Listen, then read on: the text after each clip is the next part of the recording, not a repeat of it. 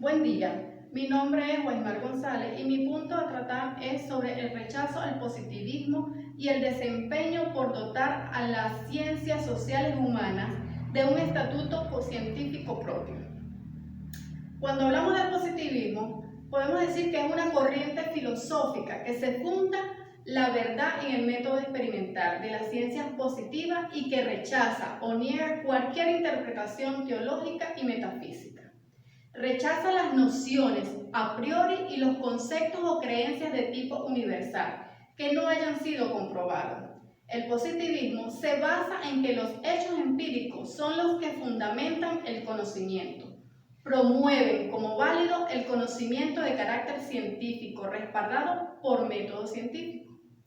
Para entender qué es el positivismo, hay que remitirse al pensamiento weberiano, que no encuentra viable encasillar los fenómenos sociales en mediciones cuantificables. La investigación cuantitativa bien podía aplicarse al estudio de las ciencias naturales y los eventos físicos, pero ¿era eso posible en una dinámica social cambiante y en las que intervienen las relaciones humanas? En este sentido, el antipositivismo ciertamente se opone al pensamiento positivista, rompiendo sus paradigmas con las propuestas pospositivistas. De esta forma, se proponen métodos que enmienden el vacío de aquello que no pudo ser medible. El antipositivismo o interpretativo se rige por el principio de las interpretaciones de los hechos de un contexto específico. Toma en consideración el basamento subjetivo del individuo o del grupo social, ajustándolo a que esa es su verdad, aunque cuando esa verdad quede fuera de toda objetividad. Busca comprender en su contexto el porqué de esas personas o grupos piensan de esa manera. De ahí deriva su carácter interpretativo. El fracaso del positivismo queda sistematizado en la incapacidad de reducir la investigación científica a una simple lógica. Esta fue la camisa de fuerza que condujo sistemáticamente a callejones sin salida a las soluciones de los grandes problemas de la lógica de la ciencia positivista. Por un lado, el criterio de demarcación entre ciencia y metafísica, gran intento de volver neutral el método y el desconocimiento de sus determinantes históricos culturales, fracasó como señala Emper. Él fracasó en dos formas que adoptó, la del criterio empirista y la de la lógica de la verificación. El primero porque la proposición en formar el universo no podía ser definitivamente verificada y porque el criterio de verificación parcial no fue ni preciso ni formalizado, al grado de no constituir una solución lógica rigurosa, como se encargará Pomper de recalcar. En cuanto al empeño por dotar a las ciencias sociales humanas del estatus científico propio, podemos decir que la polémica afecta al conocimiento científico, pero es cierto de que forma especial concierne a lo que se ha venido denominando de forma alternativa ciencias humanas, del espíritu, de la cultura o de la sociedad, o paradigmas interpretativos, lo cual hace referencia a los valores y a los sentimientos, los cuales están inmersos en las sociedades para el ser investigado, donde forman parte los seres humanos, igualdad que se reivindicaban en cuanto a las posibilidades epistemológicas, al tiempo que se afirmaban las diferentes naturalezas y de uno y de otro conocimiento por la diversidad de los objetos de la realidad, susceptibles de ser estudiados, donde la sociedad va en constantes cambios para ser abordados por nuevos paradigmas. Como lo emergente es evidente, pues que la escisión entre dos culturas, la científica y la humanística, han sido un tópico recurrente y sostenido entre nosotros desde el momento mismo de constituir de la ciencia moderna. A una de ellas se le atribuye el don de la objetividad y a la otra el de la belleza subjetiva. Si las ciencias de la naturaleza habían tenido que emancipar de las predominaciones dogmáticas e inmutables de cortes teológicos o fisiológicos que pretendían explicar el mundo sin experimentos ni verificación, es decir, a priori. Lo mismo ha tenido que hacer con retraso las actividades intelectuales dedicadas al estudio de la sociedad.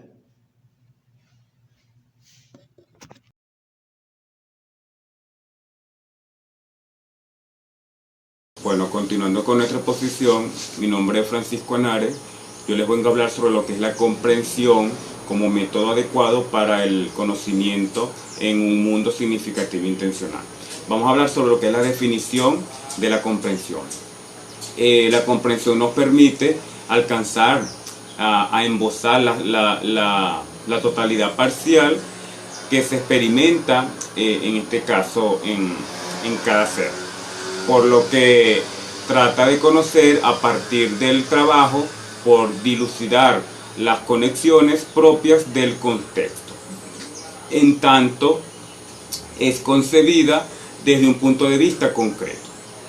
La comprensión entonces aparece como una acción evidentemente mediana, no intuitiva o directa, y sino objeto de procedimientos tematizadas, metodológicamente e intervenidas por instrumentos y técnicas precisas. La comprensión está conformada en este caso de un contenido de conocimiento, en este caso un contenido de conocimiento, el qué. También tenemos lo que son unos métodos, el cómo, y unos propósitos que tienen que ver con el por qué y para qué. Y también tenemos lo que son sus formas de comunicación. En relación al método, el método se describe como cómo se construye, se valida y se utiliza el conocimiento con respecto a estándares y procedimientos disciplinarios. En resumen, en relación al método, demuestra cómo usted desarrolla y conoce lo que se sabe. Por esta razón, los métodos son ingredientes esenciales, digamos que en la comprensión del entendimiento, pues, de la comprensión. Vamos también a mencionar, en este caso, a principios del siglo XX, el novelista inglés Arnold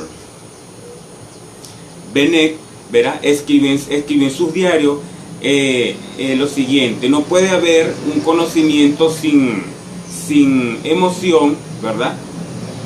Podemos estar conscientes de una verdad, en este caso, ¿no? Mientras no hayamos sentido la fuerza, ¿verdad? Esta no es nuestra, digámoslo así. A la cognición del cerebro debe agregársele la experiencia, en este caso, del alma.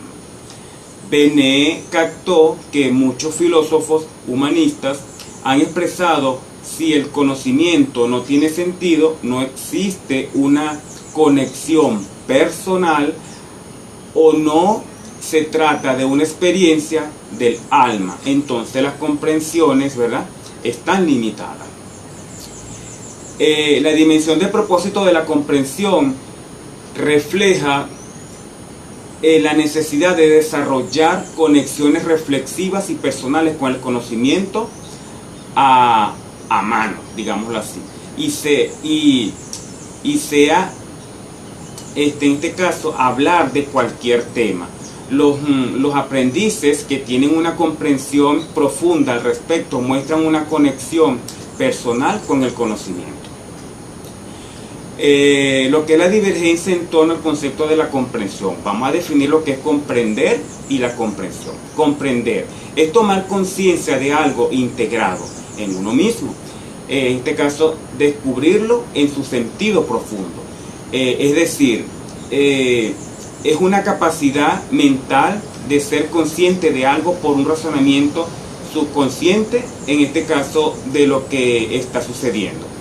en relación a la comprensión, ¿verdad? Es un proceso de interiorización que culmina con estado de lucidez y clara evidencia que nos permite pasar a la acción e incluso cuestionarnos por qué no lo hicimos antes. En este caso es sentir empatía, tomar conciencia, en este caso porque hay diferencias, en este caso significativas en resultados entre ser consciente y tomar conciencia. La divergencia en torno al concepto de la comprensión, ¿verdad? El aprendizaje significativo es formarse una representación, un modelo, ¿verdad? Propio, que en este caso de aquello que se presenta como objeto de aprendizaje, ¿verdad? Entonces, en este caso implica poder atribuirse significados al contenido en cuestión, en un proceso que conduce a una construcción personal, objetiva de algo que existe, en este caso objetivamente. Y vamos también a hablar sobre lo que es la intencionalidad en relación a la comprensión. Se refiere tanto al contenido de la mente o la conciencia como a la relación entre la conciencia y el mundo. Fundamentalmente, la intencionalidad significa que la actividad de la mente se refiere o indica o contiene, en este caso, un objeto. La intencionalidad en la edad antigua está referida o según el filósofo, ¿verdad? En este caso el filósofo, la filosofía griega, digámoslo así, por Aristóteles, se encuentra breve y tangenciales, referenciales a ella en filósofos antiguos, ¿verdad? En lo que este término latino se usa sobre todo para el estudio de la voluntad. En la intencionalidad de la Edad Media, el filósofo, en este caso el filósofo persa Avicena, nos proporciona una consideración sobre lo mostrado a la conciencia como tema específico de estudio. Esta es toda mi exposición. Gracias.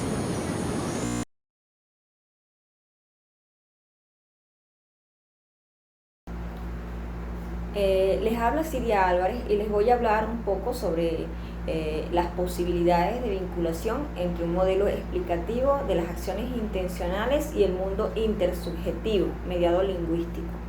En primera parte, entre los procesos psicológicos está lo motivacional y la intencionalidad de la acción. Los que más se asocian con el análisis de la elección y la toma de decisiones son por definición los referentes a la emoción y a la motivación, a lo motivacional. A su vez, estos dos procesos tienen una íntima relación entre sí, en la medida en que un proceso emocional se ubica en el arranque de un proceso motivacional de cualquier acción. Una acción motivada es entendida como un conjunto de comportamientos conducentes al logro de una meta. Se inicia emocionalmente a partir del deseo subjetivo de hacer algo que permita satisfacer una necesidad. Conduce a la decisión explícita de actuar con el propósito de acceder a un determinado resultado y se prosigue con la puesta en práctica de los comportamientos pertinentes a la acción misma. Por ejemplo, el modelo Rubicón, que consiste en deliberación, planificación, acción y evaluación, son clave para la toma de decisiones. Modelo de una acción intencional que empieza con un estímulo, en la cual ocurre la formación de la intención, predecisión y decisión. Continuando a la percepción de eficacia de una acción, la que conduce a la intención de afrontamiento, que solucione o no efectivamente cualquiera que sea la naturaleza de la necesidad, biológica, psicológica o social. Por su parte, en el mundo intersubjetivo, mediado lingüístico, para algunos autores la intersubjetividad es la versión moderna de la intermentalidad. Fue Traverten quien introdujo el término hace ya algunas décadas y se refiere al acceso a la subjetividad del otro y se fundamenta en una motivación primordial de carácter social para la comunicación, una motivación compartida para entender al otro, hay una base social, cultural, pues ese yo entiendo, que tú entiendes, que yo entiendo, solo es posible en la interacción entre las mentes, en el compartir de significados, por ejemplo, un algo que se refiere a otro, algo que alguien, para alguien. Y en ese proceso el lenguaje resulta central, es a través del lenguaje que se organiza el mundo, pues gracias a él tipificamos la realidad. Resumiendo un poco y dando respuesta a lo planteado, se puede decir que según el sociólogo y filósofo alemán Habermas, que en lo intersubjetivo nadie tiene un lenguaje propio y mucho menos individual. El lenguaje es compartido y nace de la praxis de la interacción intersubjetividad de la teoría crítica medida por el lenguaje. Y por medio de la comunicación intencional se otorga elementos importantes para la construcción de nuestra sociedad, la reciprocidad. Para la sociología fenomenológica, estar en el mundo significa comunicarse con otros, interactuar con otros. Todo sujeto se comunica para constituirse como tal y todo acto de comunicación implica una puesta en acción de actos manifiestos en el mundo externo que los otros deben interpretar y comprender.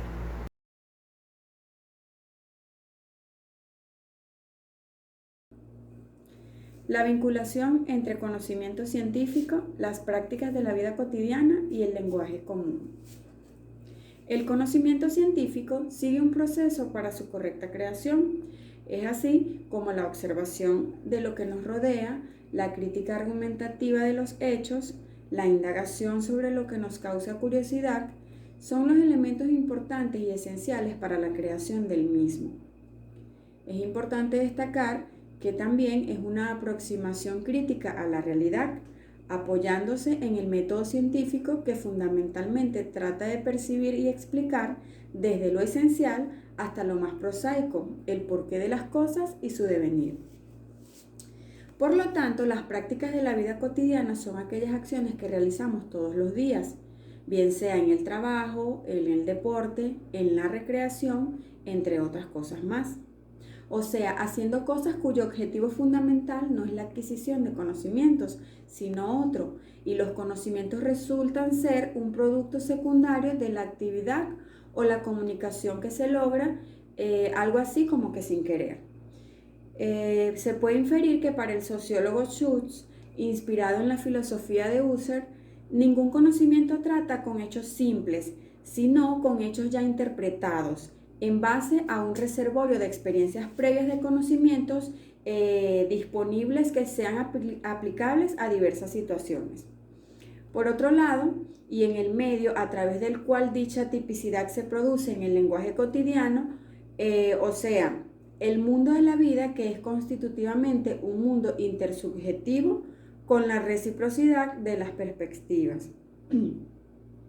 Además, el lenguaje ha sido una constante en el pensamiento humano, por lo tanto, las palabras son parte decisiva de la ordenación del pensamiento, siendo así un medio de subsistencia en el diario vivir para la raza humana. Se puede decir también que el lenguaje más utilizado en la vida cotidiana es el lenguaje escrito, y no es porque hoy en día escribamos más que antes, sino que debido a los mensajes de texto ideados mediante la tecnología como por ejemplo el WhatsApp, lo cual es una aplicación del lenguaje cotidiano. Eso lo hacemos en la vida diaria. También el conocimiento científico no puede existir sin el lenguaje común. Por otra parte, la precomprensión o supuestos previos en el proceso de la vida cotidiana y en el de la investigación, se puede decir que la vida cotidiana está cargada de rutina y símbolos construidos mediante bien sea interacciones grupales, como lo plantea Vygotsky para el año 1977, donde dice que los procesos de la intersubjetividad, que a su vez sirven de base para la construcción de los saberes de quienes practican la vida social en determinados contextos. También la vida cotidiana pareciera ser homogénea para los miembros de una misma comunidad. Sin embargo, cuando lo vemos de cerca es apreciable que ella tiene poco común entre las mismas personas. No todo es igual. Cuando un ser humano realiza una acción o despliega un comportamiento, son hechos que poseen características únicas. Por ejemplo, todos comemos, todos dormimos, nos vestimos. Sin embargo, cada quien lo hace de manera distinta, cada quien lo hace a su manera. Por otro lado, Toda investigación puede definirse como el intento de conocer algo, de averiguar algo o de saber algo. Etimológicamente, el vocablo de investigación proviene de las raíces latinas in y vestigium. La primera significa en, dentro, y la segunda se refiere al rastro, huella, indicio o señal al vestigio de algo. Por lo tanto, una investigación puede hacerse para satisfacer muy diferentes necesidades, inquietudes o intereses de cualquier ser humano. Puede ocurrir también que un estudio se encamine directamente a conocer los aspectos que nos permitan resolver mejor una situación concreta, a la búsqueda de los elementos necesarios para poder actuar luego en un sentido específico. También es importante destacar que los supuestos nos permiten entender la realidad de una manera mucho más fácil y a partir de ellos construir modelos económicos. Necesitamos suponer que pasan ciertas cosas para poder predecir qué ocurrirá.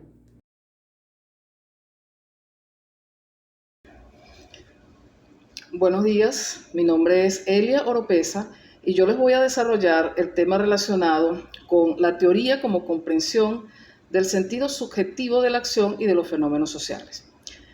Los fenómenos sociales son hechos generados por el ser humano. Por lo tanto, surgen a partir de las acciones individuales o grupos o grupales que tiene el hombre como individuo y como parte integrante de grupos sociales o de la sociedad en general. En tal sentido, los fenómenos sociales se estudian desde diferentes escuelas y con distintas técnicas, pero es la sociología, la ciencia social que se encarga de estudiar las sociedades humanas, sus fenómenos colectivos, sus interacciones y por supuesto sus procesos de cambio, tomando en cuenta el contexto histórico y cultural en el que se hallan insertas. Conviene acotar que la sociología, como ciencia relativamente moderna, ha tenido que utilizar como apoyo distintas ramas del saber humano para poder explicar el comportamiento de los fenómenos sociales. En tal sentido, lo que ciertas teorías o filosofías sociales denominan explicación científica o en su defecto la comprensión de dichos fenómenos, como lo denominan otras filosofías, es una tarea mucho más compleja de lo que parece. Por lo tanto, la preocupación por lograr una explicación científica de un determinado fenómeno social es, desde el punto de vista del positivismo empirista, mantener a raya el discurso filosófico o especulativo que trata de explicar los fenómenos sociales cargados de cierto grado de subjetividad, que de acuerdo al positivismo debe ser cambiado por métodos más objetivos, haciendo énfasis en los hechos concretos, los problemas puntuales, lo útil, lo casi tangible, lo que se traduce en el sostenimiento de un empirismo y un objetivismo usando la aplicación del método científico en la investigación social. Por su parte, Max Weber, en su teoría comprensiva, plantea que la investigación social no debe partir de la interpretación, sino de la comprensión de los fenómenos sociales y que sólo así es posible poder entender las motivaciones, las creencias subjetivas y los valores que motivan las acciones individuales y los hechos sociales. En efecto, Weber reconoce que existen factores sociales. Por tal motivo, Max Weber formuló la teoría de la acción social, en donde sostiene que la acción social de los individuos es la única realidad social y que tiene ciertas regularidades que son el objeto de estudio de la sociología, y que además estas regularidades exigen una explicación causal para poder formular leyes o reglas que nos permitan entender y explicar los fenómenos sociales. En relación con esto, hay que resaltar que aunque la sociología no puede lograr hacer este tipo de explicación causal, como sí lo hacen las ciencias naturales, sí puede analizar la conducta humana a partir de la realización de generalizaciones de la misma, apoyadas en estadísticas y en encuestas realizadas en un proceso de investigación y formulando enunciados legaliformes, es decir, leyes que le den sustento y que estén abiertos a la crítica objetiva. Conviene acotar también que la labor del sociólogo se ve obligada a seleccionar hechos y a conceptualizarlos, manteniendo o haciendo una referencia de valores. Es decir, que una vez seleccionados los objetos de estudio, se deben hacer relaciones de valores tomando en cuenta los criterios propios del sociólogo o de aquellos actores sociales que van a interferir, pero que no van a impedir la investigación científica o a entorpecer el resultado de la misma. lo que se conoce como neutralidad ante los valores. Por último, debo concluir que el estudio de la realidad social o de los fenómenos sociales es un proceso diverso y complejo, sujeto a constante evolución y cambio, lo cual hace difícil realizar mediciones o establecer regularidades y generalizaciones en el proceso investigativo de los mismos. La existencia de estas dificultades, obviamente, en la investigación social y las críticas a la aplicación del método científico no es ningún obstáculo para que dicho método sea usado para estudiar los fenómenos sociales. No obstante, hay que considerar que debe existir un pluralismo metodológico en la investigación de los fenómenos sociales, pues ese pluralismo implica unos presupuestos relacionados con la existencia de la realidad social, la posibilidad de su conocimiento y la concepción que sobre la misma se tenga, entre otros aspectos. Por consiguiente, este pluralismo representa un conjunto de alternativas válidas, entre las cuales el método científico puede verse como una de las vías para realizar la investigación social, pero no la única vía que exista para tal fin. Eso es todo.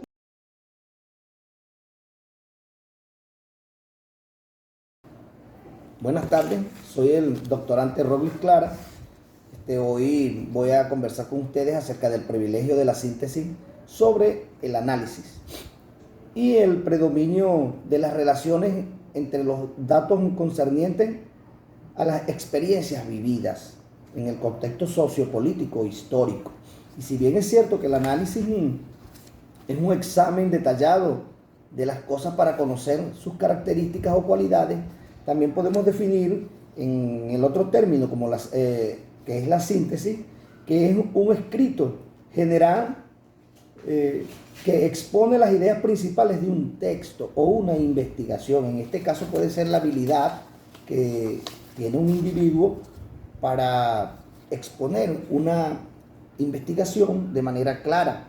En el contexto histórico nosotros podemos decir que la sociedad, y hablaremos plenamente de la sociedad venezolana, en su margen histórico, cómo ha venido desarrollándose y los cambios que ha adquirido desde principios de la independencia hasta nuestros días. Por ejemplo, nosotros fuimos una población netamente rural. Tuvimos inclusive hasta un 80% de nuestra población fue rural. Claro, contábamos con un 3%, con 3 millones de habitantes. Sin embargo, el contexto sociopolítico que podemos extraer de estos hechos históricos es que nosotros nos hemos convertido en una sociedad de las grandes capitales. Con la apertura petrolera o con la llegada de las inversiones petroleras, esta realidad se transformó y con ello la sociedad venezolana. Es decir, nos fuimos transformando de una zona rural a una zona urbana, casi en su totalidad. Es decir, el venezolano cambió el campo por lo rural. Esto se inspira a través, como lo dije anteriormente, de la apertura petrolera. No queremos profundizar en cómo fueron los hechos que hicieron que las personas abandonaran el campo para irse a las grandes ciudades, para transformar nuestra realidad. Y lo hacemos de manera de síntesis para cubrir todo lo que es el margen histórico de Venezuela como sociedad, que lo definimos también, que Venezuela no es aún. Hablábamos de 3 millones de personas para 1917, cuando éramos una población netamente rural. Hoy que contamos con aproximadamente 30 millones de personas, no somos una población, o no somos un país que está en hacinamiento, sino que tenemos una mala distribución, si se quiere de esta manera, una mala distribución de nuestra población. Esto que, por ejemplo, el estado Bolívar, que es una de los estados más grandes del país, cuenta con un número muy pequeño de habitantes, y así sucesivamente. Y hablamos de este contexto histórico en Venezuela para aclarar esa transformación, como nos lo dice o como nos lo dictan en nuestras notas, pues las relaciones que involucren a la determinación sociopolítica e histórica. Espero que haya servido algo o de algo esta pequeña introducción o este pequeño análisis que les aporto para la culminación pues, de nuestro doctorado. Saludos, les habla Josman Colina, doctorante de la Universidad Nacional Experimental Simón Rodríguez, Núcleo Valle de la Paz. En esta oportunidad vamos a hablar sobre lo que ha sido el materialismo histórico del pueblo venezolano y los avances y desarrollos a los cuales hemos sido impactados producto de una globalización a la cual nuestra población no estaba preparada, aún lo asumo, para este impacto de su transformación, de ir del campo a la concentración o a la industrialización, de lo que conocemos como el centro y la periferia.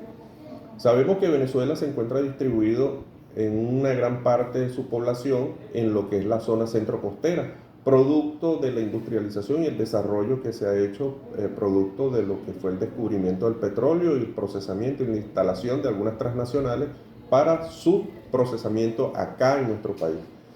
Venezuela tiene unas características que se pueden definir a lo largo de su historia como un pueblo que fue desertando de la actividad del campo a la actividad industrial y sin tomar en consideración la extensión geográfica que nos ha llevado a tener un poco de desconcentración en lo que es la producción primaria, la atención al campo.